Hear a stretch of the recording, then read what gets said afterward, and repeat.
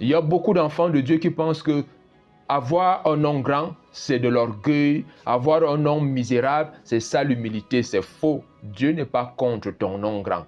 Puisque la grandeur de ton nom va manifester l'immensité de Dieu. La grandeur de ton nom va révéler le Dieu très grand que tu sers. Tout ce que Dieu a utilisé dans la Bible, Dieu s'est arrangé à rendre leur nom grand, à rendre leur nom imposant. Que ce soit par des miracles, que ce soit par la providence, que ce soit par la force, Dieu choisit toujours des personnes qui, à la base, peuvent n'être rien, mais il leur donne des compétences afin qu'ils aient un nom qui va révéler le grand Dieu qui est derrière cette source, derrière cette puissance, derrière cette force. Bien-aimé, je vais te dire, Dieu veut que tu aies un nom grand. Et le secret, c'est la projection. Dieu vient donc à Abraham et il lui dit, Abraham, sépare-toi, je vais rendre ton nom grand. Dieu t'invite préalablement à te séparer des choses qui ne peuvent pas te rendre grand. Sépare-toi du péché. Lorsqu'il dit à Abraham, quitte la maison de ton père, va-t'en de ta patrie. C'est pour vous dire, il y a toujours un mouvement à faire lorsque vous poursuivez une projection.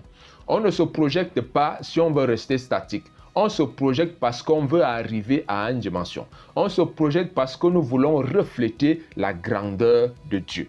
Abraham, va-t'en, sépare-toi et je ferai de toi une grande nation. Je rendrai ton nom grand. Lorsque je me suis converti, je fus le premier de ma famille à me convertir. Tout le monde était contre moi. J'ai été mis dehors par ma mère. Mais je veux vous dire une chose.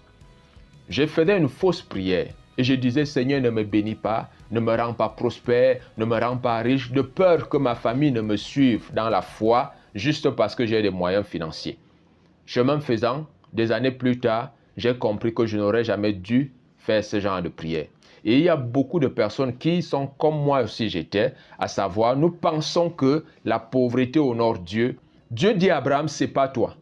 Tu dois te séparer des mauvaises pensées. Tu dois te séparer des pensées qui te font croire que tu es bloqué. Tu dois te séparer des hommes qui te font croire que tu ne peux jamais aller au-delà de ce qu'ils ont déjà eu à faire. Je vais t'amener à comprendre une chose, bien-aimé. Sépare-toi du péché. Même si ça te fait mal, change tes habitudes si tu veux avoir une nouvelle attitude. Et cette attitude va te propulser. Les hommes se sont rassemblés, ils ont fait une projection. La projection avait pour objectif leur donner le nom. Leur projection, c'était le nom qu'ils visaient. Bâtissons une ville, bâtissons une tour, c'est bien. Bâtissez des maisons, écrivez des livres, c'est bien. Mais vous devez avoir comme finalité le nom. Si vous cherchez le nom, vous allez glorifier Dieu.